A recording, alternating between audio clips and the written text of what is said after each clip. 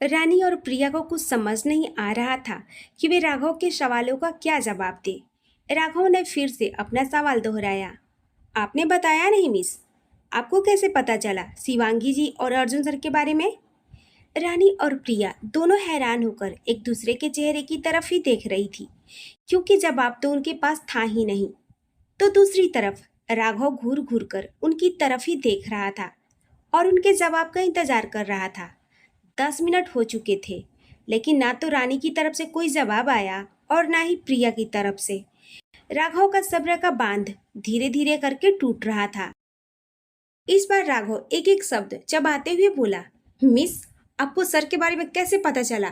बताइए हमें, वरना हमारी प्राइवेसी में दाखिला अंदाजी करने के कारण आप पर केस कर सकते हैं। इसलिए अच्छा है कि आप बता दीजिए कि आपको कैसे पता चला। जैसे ही रानी और प्रिया ने सुना कि उन पर केस हो सकता है, तो वे घबरा गईं। रानी हकलाते हुए बोली, सर, हमें शिवांगी मैम से ही पता चला अर्जुन सर के बारे में। रानी के जवाब को सुनकर राघव को विश्वास नहीं हुआ। उसे न जाने क्यों रानी के जवाब पर शक हो रहा था। अच्छा, अगर उन्होंने आपको अर्जुन सर के बारे में बताया था, तो इतनी देर से आप जवाब क्यों नहीं दे रही थी? और ये जवाब देते हुए भी आपके चेहरे पर वे कॉन्फिडेंस नज़र क्यों नहीं आ रहा मुझे? ऐसा क्यों लग रहा है कि आप मुझसे झूठ बोल रही हैं? राघव तेज आवाज में बोला। रानी थोड़ा धीरे हंसते हुए बोली, कैसी बातें कर रहे हैं सर? मैं वाला झूठ बोलकर कहाँ जाऊंगी? और फिर अभी आपने मुझ पर प्राइवेसी में दखल अंदाजी का केस करने की धमकी दी है, तो मैं अगर झूठ बोलूंगी तो आप मुझ पर एक और केस कर सकते हैं ना, कि मैंने जानबूझकर आपको भरमाया है। सर, मैं बहुत ही मिडिल क्लास से हूँ, आज ही मेरी नौकरी गई है, तो आप ही बताइए मैं इतना बड़ा रिस्क क्यों लूंगी, और वे भी मिस्टर अर्जुन शेखावत से। इतनी बड़ी हस्ती, उनके सामने तो हमारी कुछ हैसियत ही नहीं है। रानी बिना रुके बोले जा रही थी। हालांकि उसकी कुछ बातें झूठ थी और कुछ सच, और सबसे बड़ा झूठ तो उसने ये तक कह दिया था कि अर्जुन के बारे में उसे शिवांगी ने ही बताया है। लेकिन सच क्या था वे तो उसे ही पता था। राघव ने एक दो सवाल और पूछे। राघव को जब रानी और प्रिया के सवालों से संतुष्टि मिली, तो उसने हाँ में गर्दन हिलाते हुए कहा, ठीक है, आप बैठ जाइए जाकर। प्रिया और रानी जाकर वापस बैठ गई। राघव भी वहां ज्यादा देर नहीं रुका और वे भी अर्जुन के पास चला गया। अब उस कॉरिडोर में कोई नहीं था, दोनों अकेली थी। रानी और प्रिया बहुत ही घबराई हुई थी, क्योंकि प्रिया को अच्छे से पता था कि जो रानी ने कहा है वे सच नहीं था। राघव तुरंत अर्जुन के पास पहुंचा, जहां पर अर्जुन अपना ब्लड दे रहा था। राघव को वहां देखकर अर्जुन घूरते हुए पूछा, क्या पता चला? कैसे पता चला उन लड़कियों के मेरे बारे में? कुछ खास नहीं, शिवांगी मैम ने ही बताया है उन्हें। राघव ने सीधे ही अर्जुन से कहा। शिवांगी ने बताया है उन्हें? लेकिन वे कैसे बता सकती है? वे तो खुद इस बात से नाराज थी और इस नकली इंगेजमेंट को, नकली मंगेतर के खेल को आगे बढ़ाना नहीं चाहती थी। तो फिर भला वे कैसे लोगों को हमारे बारे में बता सकती है? अर्जुन खुद से ही बातें कर रहा था। राघव ने जब देखा कि अर्जुन खुद से ही बातें कर रहा है, तो उसने मुंह बनाते हुए कहा, जब यहाँ पर मैं भी हूँ और आधी रात को अपने नींद खराब करके तुम्हारे पास आया हूँ, अगर तुम्हारे मन में कुछ भी चल रहा है तो मुझे बता सकते हो, मुझे बुरा नहीं लगेगा। कुछ नहीं, बस ये कहने वाला था कि शिवांगी के घर पर किसी को भी शिवांगी के बारे में पता नहीं है और शायद वे लोग चिंता भी कर रहे होंगे। अर्जुन ने सीधे सीधे बात टाल दी। राघव ने लापरवाह होकर कहा, पर उनके घर पर है कौन? वे तो यहाँ पर अकेली रहती है ना? जी हाँ, अकेली रहती है, लेकिन इस वक्त उनकी सहेलियाँ उनके ही अपार्टमेंट में हैं। अच्छा होगा कि कॉल करके बता दो। ठीक है, मैं बता देता हूँ। राघव ने इतना कहा और वहां से चला गया। कॉरिडोर में प्रिया ने रानी की तरफ देखकर कहा, रानी, मुझे लगता है कि हमें वे पेन ड्राइव डिस्ट्रॉय कर देना चाहिए। अगर वे पेन ड्राइव अर्जुन सर या राघव सर के हाथ लग गई ना, तो हम बहुत ही पूरे फंसेंगे। रानी ने कहा, हाँ सही कह रही है तू, मुझे भी उसे डिस्ट्रॉय ही कर देना चाहिए। नौकरी तो हमें कहीं भी मिल जाएगी अगर जान बची तो। हाँ सही कह रही है तू, मैं अभी जाकर इसे डिस्ट्रॉय करके आती हूँ। इतना कहकर रानी अपनी जगह से उठी और वे टहलते हुए अपने कंधे पर लटकते हुए साइड पर्स की जिप खोली और उसमें पेन ड्राइव देखने लगी। पेन ड्राइव उस पर्स के अंदर देखते देखते अचानक से उसकी आंखें बड़ी हो गई। प्रिया ने भी रानी के एक्सप्रेशन को नोटिस किया। उसे कुछ गलत होने की आशंका लग रही थी। वे तुरंत अपनी जगह से खड़ी हुई और रानी की तरफ देखने लगी। रानी की पल पल बदलते हुए एक्सप्रेशन को देखकर अब तो प्रिया को भी डर लग रहा था कि आखिर क्या हुआ है। उसने प्रिया की तरफ देखा और घबराई हुई आवाज में पूछा, क्या हुआ, ठीक तो है ना पेन ड्राइव? प्रिया ने पेन ड्राइव के बारे में इसलिए पूछा था क्योंकि उसे शायद इसी बात का शक था कि यह है रानी, और ये जो इस वक्त रानी के चेहरे पर डर था सिर्फ और सिर्फ उस पेन ड्राइव की खोने का ही हो सकता था। हालांकि उसे शक था, पर जब उसने रानी को कुछ नहीं बोलते हुए देखा तो उसका शक यकीन में बदल गया। वे तो सर पकड़कर वहीं बैठ गई और रोते हुए बोली, लो जी, नौकरी तो गई ही, अब तो इस शरीर से जान भी चली जाएगी। अगर मुझे कुछ हुआ ना रानी, तो सच में भूत बन के तेरे पीछे ही रहूंगी मैं। रानी तो अपने सामने प्रिया को ही देख रही थी, जो बच्चों की तरह जमीन पर आलती पालती मारकर बैठ गई थी और रो रही थी। रानी ने प्रिया को जमीन से उठाते हुए गुस्से से कहा, क्या तमाशा लगा रखा है तुमने यहाँ पर? अभी मिस्टर अर्जुन शेखावत और उनके अजीज दोस्त राघव यहीं पर है। अगर उन्होंने सुन लिया कि उनके और शिवांगी मैम के रिश्ते के बारे में हमें शिवांगी मैम ने नहीं बल्कि हमने खुद पुणे जाकर रिकॉर्ड किया है, तो इसी अस्पताल की मॉर्ग रूम में हमारी बॉडीज रखी होगी और पहचानने वाला भी कोई नहीं होगा, समझी? प्रिया, जिसकी आंखें हल्की हल्की लाल हो चुकी थी रोने की वजह से, उसने तुरंत अपना चेहरा घुमाते हुए इधर उधर देखा कि कहीं उसे कोई देख तो नहीं रहा था, कहीं कोई उसकी बातों को तो नहीं सुन रहा था। जब कॉरिडोर में उसे कोई दिखाई नहीं दिया तो उसने राहत की सांस ली। प्रिया तुरंत जमीन से उठ खड़ी हुई और जाकर रानी के पास बैठ गई। प्रिया बोली, अरे यार, तूने तो याद दिला दिया। इस टेंशन की घड़ी में मैं तो भूल ही गई थी कि राघव जी को हमने क्या झूठ बोला था। दूसरी तरफ रागिनी और नैना काफी देर से शिवांगी को फोन लगाने की कोशिश कर रही थी, लेकिन फोन नहीं लग रहा था। उन्होंने पहले भी कोशिश की थी, पर उस वक्त नेटवर्क इशू का कहकर उन लोगों ने बात को घुमा फिरा दिया था। पर अब काफी टाइम हो चुका था, पर शिवांगी का कुछ पता नहीं था।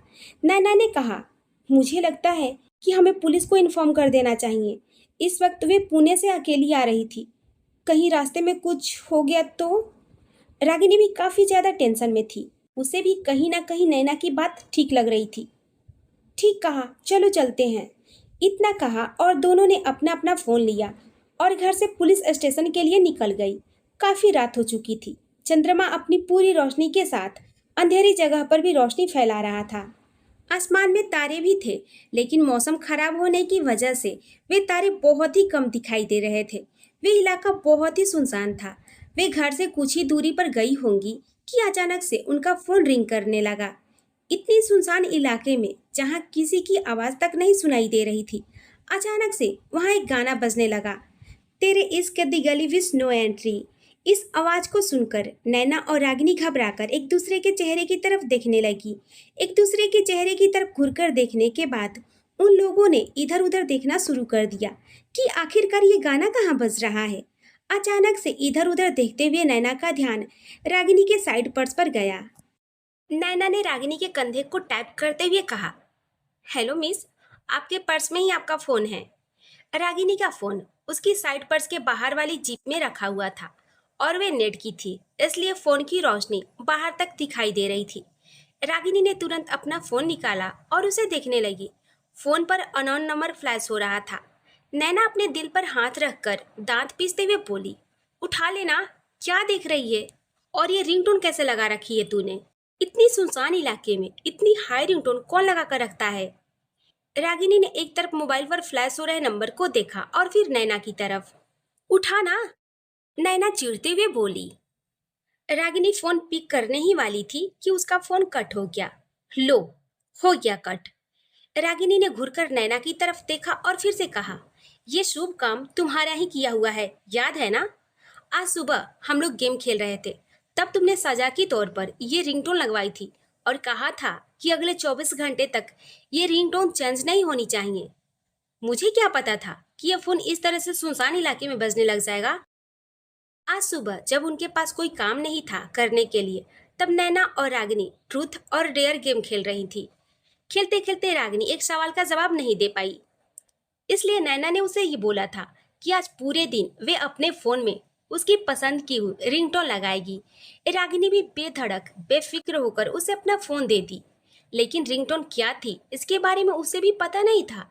नैना ने तो ये सोचा था कि वह कुछ देर के लिए इस रिंगटोन को लगाएगी, उसके बाद चेंज कर देगी, पर वे पूरी तरह से भूल गई। और जब ये रिंगटोन ऐसी हालत में बजी तो उसकी तो पूरी तरह से बैंड बज गई। नैना अपना सिर पीटते हुए बोली, ठीक है मेरी गलती है, माना, पर तुम भी तो अपना फोन देख सकती थी ना कि मैंने कौन सी रिंगटोन लगाई है और कौन सी नहीं। क्या तुम्हारा कोई फर्ज नहीं बनता अपने फोन के प्रति? रागिनी हैरान थी, मतलब कि गलती भी उसकी थी और वे मानने के लिए भी तैयार नहीं थी। रागिनी उसे गुस्से से ही घूर रही थी। इससे पहले कि वे उसे कुछ कह पाती, उसका फोन फिर से रिंग करने लगा। लेकिन इस बार फोन कट होने से पहले ही उसने कॉल पिक कर लिया। दूसरी तरफ से आवाज आई, हेलो, रागिनी सिंघल। एक तो अननोन नंबर और तो और ऊपर से उसका पूरा नाम, जो कि बहुत ही कम लोग जानते थे। वे लिया।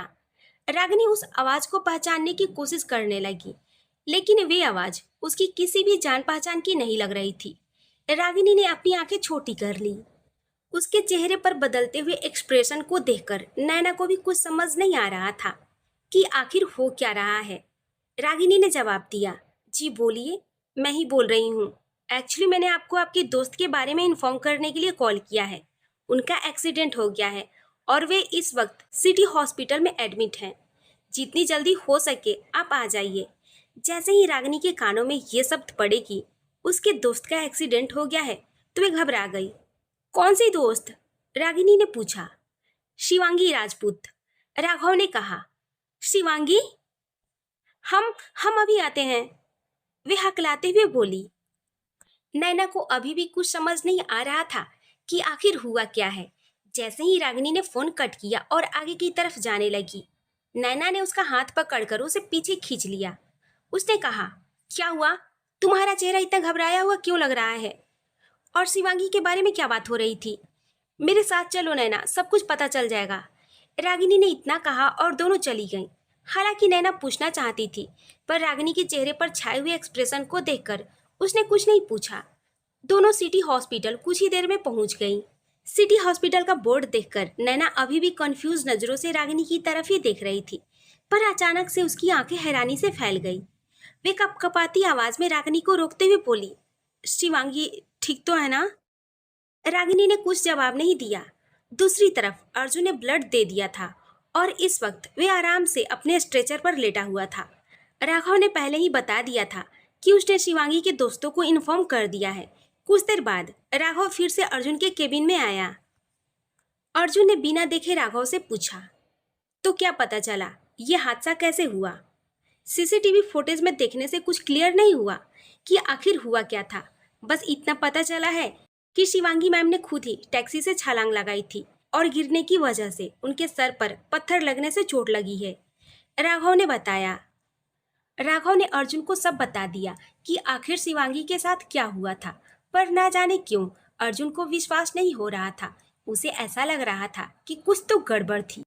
अर्जुन ने घुरकर राघव की तरफ देखा और कहा, उस टैक्सी ड्राइवर का पता करो, क्योंकि उस टैक्सी को मैंने ही बुक किया था।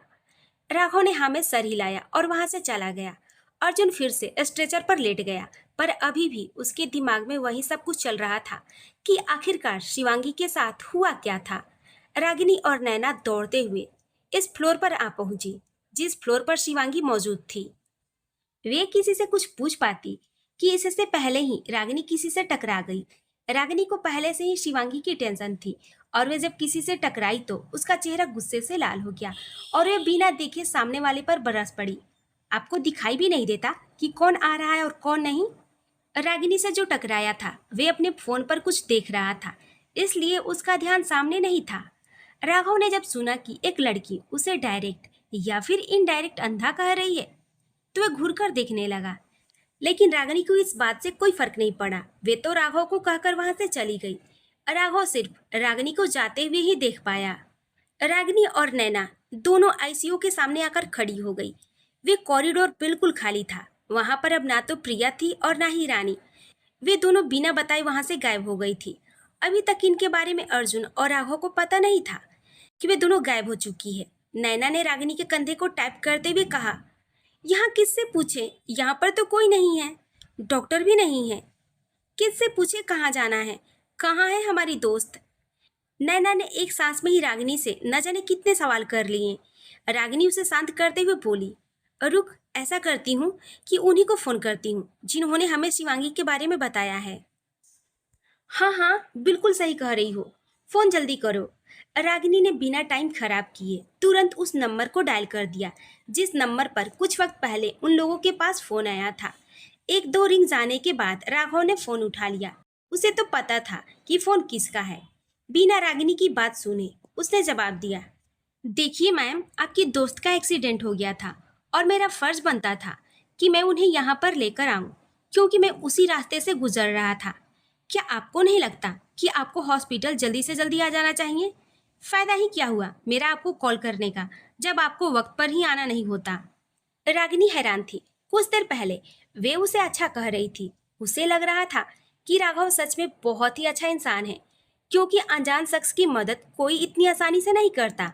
बीच रास्ते में कोई एक्सीडेंट भी हो जाए तो कोई रुकता तक नहीं, इसी डर से कि कहीं वे उस एक्सीडेंट के मामले में न फंस जाए। पर कोई ये नहीं सोचता कि सड़क पर या फिर जिसका एक्सीडेंट हुआ है वे किसी की माँ है, किसी का बेटा हो सकता है। रागिनी मुंह बनाते हुए बोली, देखिए सर, हम पहले से ही अस्पताल में पहुंच चुके हैं और हमें रिसेप्शनिस्ट ने सेकेंड फ्लोर पर भेज दिया है, पर यहाँ पर शिवांगी कहाँ है वे हमें नहीं मिल रही, इसलिए हमने आपको कॉल किया है। वरना हमें कोई शौक नहीं था कि आपको कॉल करके बताएं या पूछे। अपने सामने अर्जुन राघव को गुस्सा करते हुए देख रहा था। उसकी आंखें धीरे धीरे करके लाल हो रही थी। उसे फर्क तो नहीं पड़ रहा था, पर ये बात जानकर कि सामने कोई और नहीं बल्कि शिवांगी की दोस्त थी, इस बात से उसे बहुत ही ज्यादा फर्क पड़ रहा था। अगर शिवांगी को इस बारे में पता चल गया कि उसके दोस्तों के साथ बदतमीजी से बात की गई है तो उस पर पता नहीं क्या बीतेगी। कहीं वे उससे बोलना चालना ही ना बंद कर दे।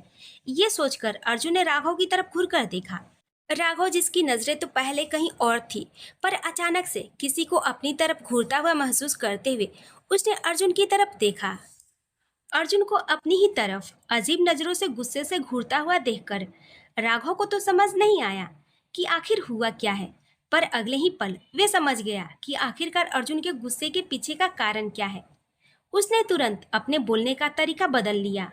राघव ने प्यार से कहा, आप वहीं रुकिए मैडम, मैं अभी आता हूँ। इतना कहकर राघव ने कॉल डिस्कनेक्ट कर दिया। रागिनी तो पूरी तरह से हैरान थी। उसे तो राघव के बदलते हुए बिहेवियर का कुछ समझ ही नहीं आ रहा था। उसे पता ही नहीं चल रहा था कि आखिर राघव का बिहेवियर ऐसा क्यों हो रहा था। कुछ पल पहले वे उससे नाराज हो रहा था और अब अगले ही पल वे इतने नॉर्मल तरीके से बात कर रहा है। मैं अभी आता हूँ, राघव ने कहा और वहां से चला गया। शिवांगी को ब्लड पहले ही दे दिया था और वे अब खतरे से बाहर थी। राघव के जाने के बाद अर्जुन ने अपना फोन लिया और एक नंबर डायल किया। जैसे ही कॉल पिक हुआ, अर्जुन ने सख्त आवाज में कहा, राघव ने जो काम कहा था करने के लिए, हो गया क्या? नहीं बॉस, दूसरी तरफ से आवाज आई। अर्जुन ने गुस्से से कहा, मुझे जल्दी से जल्दी सब कुछ पता करके दो, वरना अपनी जिंदगी के बारे में भूल जाना।